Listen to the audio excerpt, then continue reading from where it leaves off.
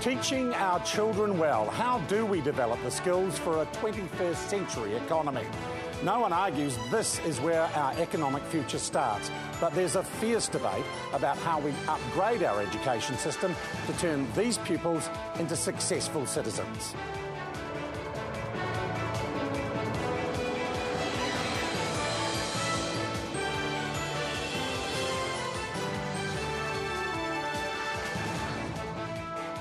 Good evening, I'm Sean Plunket. Education, the class size versus teacher quality debate. It divides the main parties.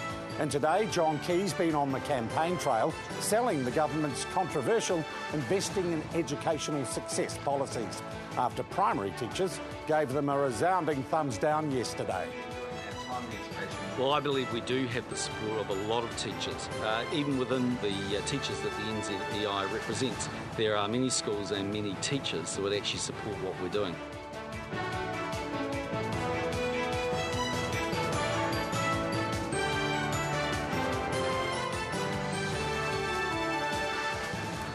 Joining me tonight is the Minister of Education and author of the proposed reforms, Hekia Parata. Labour's education spokesman Chris Hipkins is here, and we have two experts from the New Zealand Initiative, a former teacher and supporter of much of the government's proposals, Rose Patterson, and a critic, Martin Thrupp, who is Professor of Educational Research at the University of Waikato. Hekia Parata, you've gambled $359 million over 4 years that incentivising teachers is the way to improve our education system. Why are you so convinced that that is the way to go? Well, that's one part of the initiative. At the heart of this actually is how do we make sure that we get better education for children and young people all the way along their pathway from early childhood through primary to secondary and on to tertiary. It's about how parents are involved in identifying what the common challenges are along that pathway, and then it's about ensuring that how teachers and principals get coaching, mentoring and support in order to consistently raise expert practice across the system. And that means paying the good teachers, or those you identify as good, more? It means providing meritorious allowances to recognise the experience of these teachers, which will be selected based on standards that the profession have been involved in writing and on a process of appointment that the sector will be involved in. Chris Hipkins, you say that is the wrong approach. What's your alternative? Well, I just want to be clear here. It's not either class sizes or teacher quality. It's actually both. So I think you framed it wrong at the beginning. We want to increase teacher quality as well. Lowering class sizes will have an impact on teacher quality. It gives teachers more one-to-one time with each student.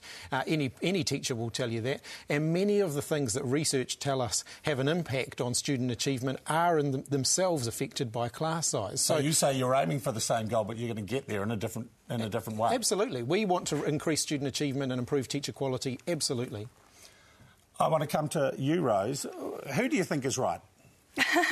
That's a very difficult question. I mean, we think that the Investing in Education Success policy is a long-term proposal. So class size is very immediate. You can see why teachers want that, because they know that it's concrete, it's immediate. Next year they can have smaller class sizes for their children under this policy. Whereas the IES policy is about long-term building up that teacher capacity. So we would be in favour of the longer-term approach. Well, what's needed most to your mind, Martin? The short-term fix, as Rose has typified it, or a longer-term policy? And which of these two approaches is more efficacious? I'm all for the class sizes side of it. I think that the policy, the IES policy itself, is the problem, and this is why you're seeing the primary teachers taking this step. I admire them. They're effectively trying to protect schools from other bad policies being driven into them. What is wrong with paying good teachers or teachers who upskill more? There are a number of issues. One is that the motivation of teachers is not pressed directly by this. They're often motivated by much more altruistic things. But really, it's not about... I mean, I call it investing in educational control, is what I call the policy, because really it's about steering the education system, making up openings that allow other types of policies to come in behind this policy. So you have philosophical fears about this policy? Oh, and very practical ones as well, like the disruption in schools, like the fact that the money should be used in other areas, like for teachers, support staff. Special needs is crying out for more money.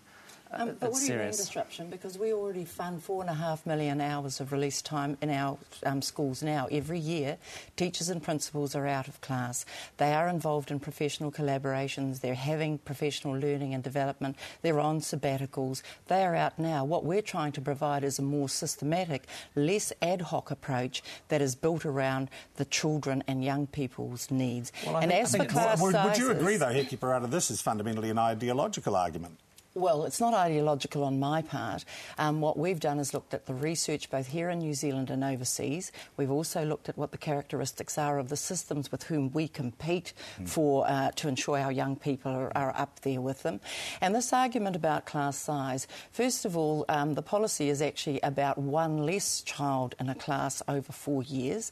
And actually, if you look at the funding formula now, the average at secondary school is 1 to 21, when Labour's talking about getting to 1 to 23, and at primary school the average is 1 to 23, and Labour's talking about getting to 1 to 26. Those are absolute nonsense figures that the Minister has just come up with. They are funding formula. They're simply not true. The funding formula for secondary schools at the moment is 1 to 26. And that is not. That is absolutely true. The maximum average class size in the largest schools, the funding formula is 1 to 26. And in primary schools, those primary schools that we want to target, the classes, the funding formula is 1 to 29, and we want to lower that to 1 to 26. For year that is what the Ministry of Education fund on. I'm happy to print the document off the Ministry's website. I'm happy to print it too. Because what the funding over 13 years reflects is where there's deemed to be the most intensive need for teacher-student interaction. So for year 1, for instance, the funding formula is 1 to 15. For years 12 and 13, where NCA 2 and NCA 3 are occurring, they're 1 to 17. I want to come back to something that Martin says. Rose, you've been a teacher. Did you do it purely for the love, or would more money have made a difference to the amount of time you spent, or whether or not you stayed indeed in the job? Well, first of all, I was a teacher in Japan, so it was a completely different context. But, I mean, if I can give a personal anecdote, my mum was a teacher. She was a primary school teacher, and so she started teaching in the 1970s. And back then, it was one of the only options for bright, motivated people who wanted a rewarding career, who wanted to make a difference.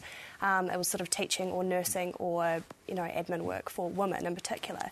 Nowadays, young people coming out of university have so many more options available to them where they've got career paths ahead of them. At the moment, the teacher salary scale ends at 8 years. So we think that the IES has the potential to break through that glass ceiling and allow young people who aren't currently teachers but who might otherwise go into the profession to see, actually, there is a career there for me. That's quite a compelling argument, Martin.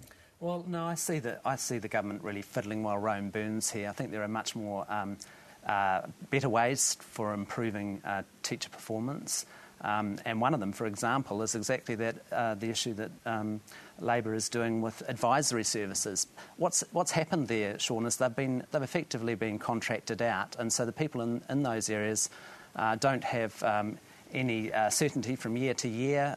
So it's a very thin kind of provision, and that's the issue. I want to, if I can, find some consensus here. Do we all agree that the most urgent need for an improvement in education outcomes is in lower decile schools in places like South Auckland? Can we all say yes, we agree with that? It's not that simple, because you have to connect it to the population as a whole. And, for example, we have considerable segregation between our schools and the intakes that they involve, and so policies also involve the middle class as well as... If I could say something about lower decile schools, the New Zealand Initiative, we've just been doing a bit of research on class sizes across the deciles, and what we find is that decile 10 schools actually have larger class sizes, so they have about 25 students per teacher, whereas decile 1 schools have around 21. And that's not actually a deliberate policy, it's just the way the funding formula is weighted towards smaller schools, which tend to be lower decile.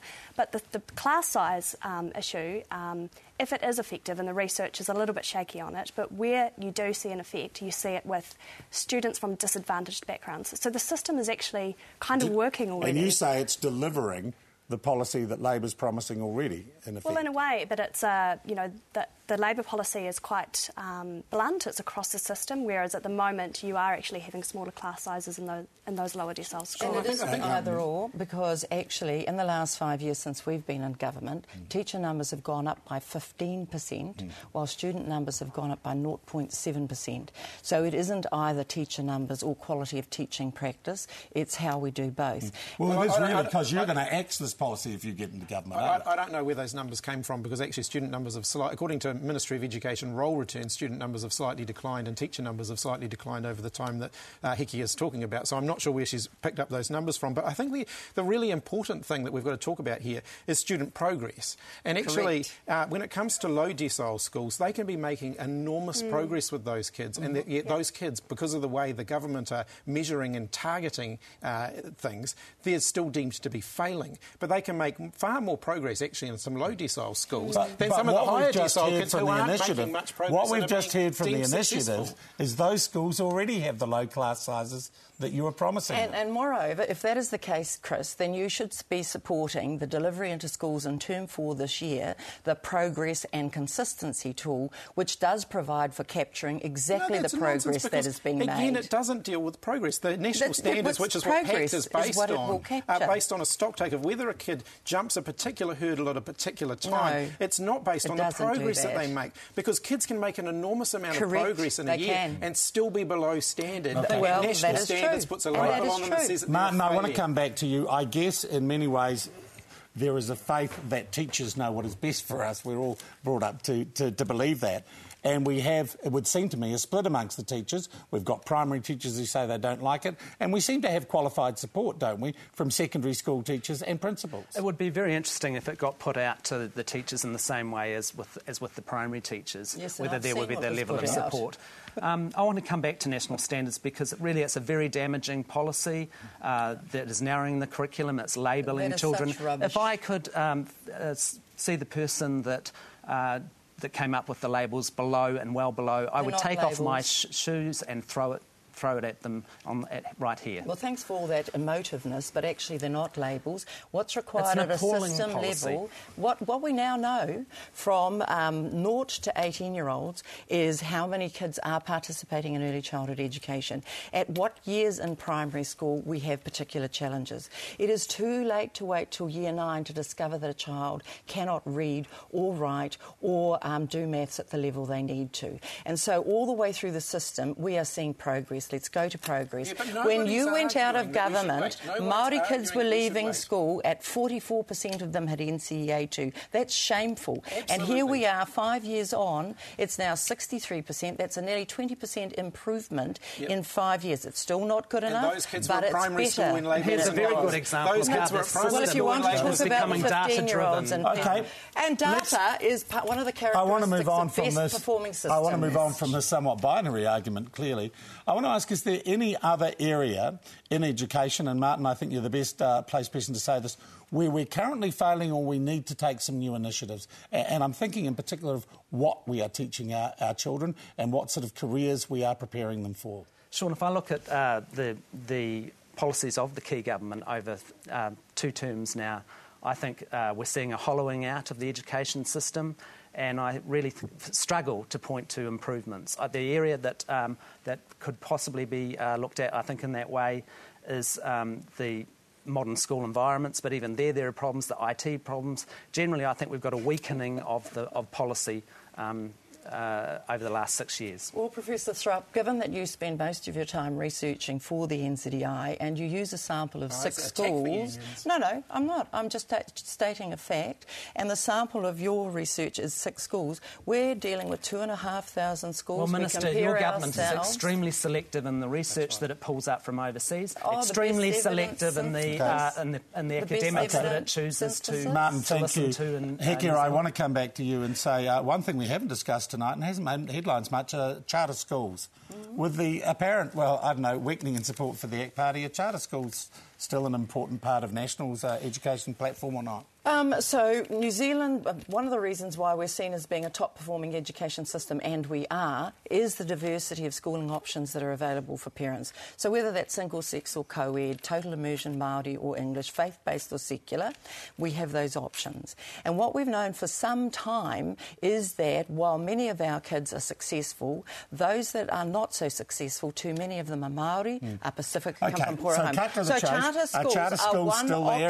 There? Are you still into them? So they are one option that is still there. No one is compelled to send their children to them. And almost three-quarters of the kids who are there are ones who've been excluded. Do charter schools survive under a Labor administration? No, they don't. And it's interesting, isn't it, that the charter schools are using smaller class sizes as one of their that's marketing the tools. Choice one no, school's they're absolutely using smaller that's class one sizes, choice as one do school private is schools. making. So if class sizes don't matter, I look forward to the private schools all putting up we didn't signs say saying that they're going to have bigger class sizes. We said sizes. they have less effect for the amount of money involved. There's plenty of diversity within the state system anyway. Right. Rose, do you think charter schools have proven themselves or not? It's too early to tell, and charter schools is a very marginal policy. It's a tiny number of schools. Right. And what we really should be talking about is the public education system and the improvements that we can make there. Right. Exactly. That's exactly what we should be doing. So we don't need the distraction of charter schools when we should be focused on Chris, it's improving you that keeps bringing it up as a distraction. Well, when you're giving charter schools up to 5 times the funding of state schools, I think that that's wrong. I think that money should be going into targeting student achievement in all schools. And also, ACT is clearly very interested in having more charter schools, so we have to look at coalition partners and so on. Well, we may, I think, have talked ourselves to a standstill here. It is clear from this discussion that this is a part of policy in this election where the battle lines are very, very clearly drawn. I thank you all for joining us to discuss this, and I think we all behaved relatively wisely during that, didn't we? All right. After the break, we'll just have our politicians with us, and we are going to discuss the events of another torrid week on the campaign trail. Back soon.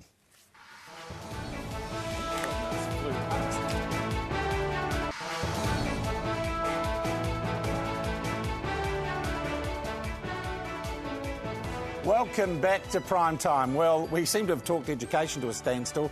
We've got our politicians here to talk about the events of the week. Hekia, I was thinking back, it is not since you were under fire that I've seen a government minister have so much pressure on her to resign. Could I ask you what you would do if you were Judith Collins this week? Well, I'm not Judith Collins, so I couldn't and wouldn't answer for her. Do you think she has behaved wisely or unwisely?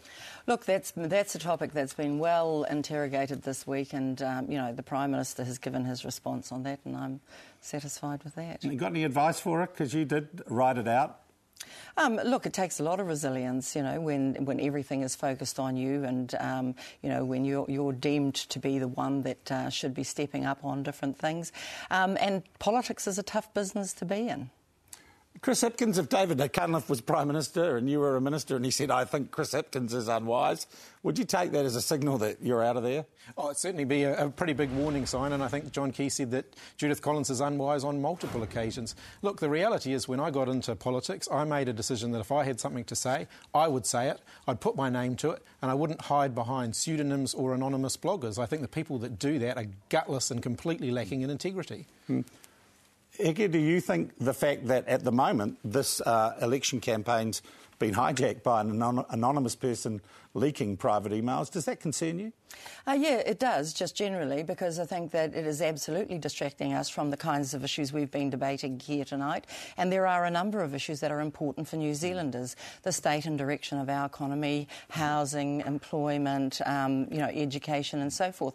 And I think in the run-up to an election, New Zealand voters deserve the opportunity to hear what we've got to say on those and where we disagree. Equally, have you in your time in the Key administration been aware, or has it been generally known, that you people have had an inside line into some blogs? That there were places you could put stories that were favourable to the government if you wanted to? Look, I've been had my head fully in education, as you've been able to see on the media. So, it's not something that I've been generally aware of. What about you, Chris Hipkins? Have Labor sat there and said, how does the National Party do it? I mean, you've got your own blog sites, haven't you? I've never seen anything quite like this. Look, I think this is a big distraction from the campaign. I'd rather be debating the issues. But the reality is some of this is actually serious stuff. You probably need to tell Phil Goff that, don't you? Well, this is serious stuff, and I think Phil Goff has every right to be aggrieved. If the government spy agency is acting in a political manner to undermine the Leader of the Opposition, that's something all New Zealanders should be concerned about. All right, I just want to haul it back to one issue that's been kicking around a little bit. We've talked about it before, Chris Hipkins. Compulsory te reo in schools. Aspirational goal for Labor?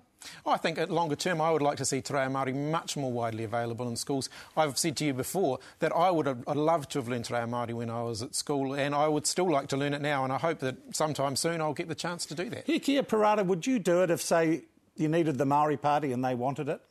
Oh, look, that's something, of course, that would take place in discussions, but my own view on this is quite a settled view. I learnt Māori as a language at school, and I am now a fluent second language speaker in Māori. But it's very clear that second languages are most successfully picked up when you are motivated. Compulsion is absolutely the opposite to motivation. I think in New Zealand we're doing a pretty good job of creating an environment where New Zealanders want to become bilingual and trilingual. And I think we can both agree you should be allowed to use it if you're serving in a yoghurt shop. Kia ora. Right? Kia ora to you both. Thank you, Hekia. Thank you, Chris. We will be back after the break with news on our competition winners.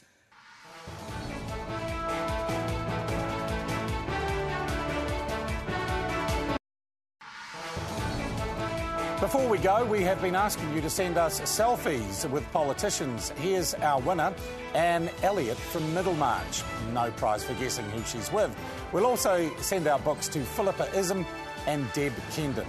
If you want to watch this week's show again, go to primetv.co.nz, or if you want to enter our new competition to win this book, Changing Times, New Zealand since 1945, we'll have the details on frontpage.co.nz. And on Sunday, don't forget, we will have transcripts of the show there as well. So until next week, don't do anything unwise. Thanks for watching, and a very good night.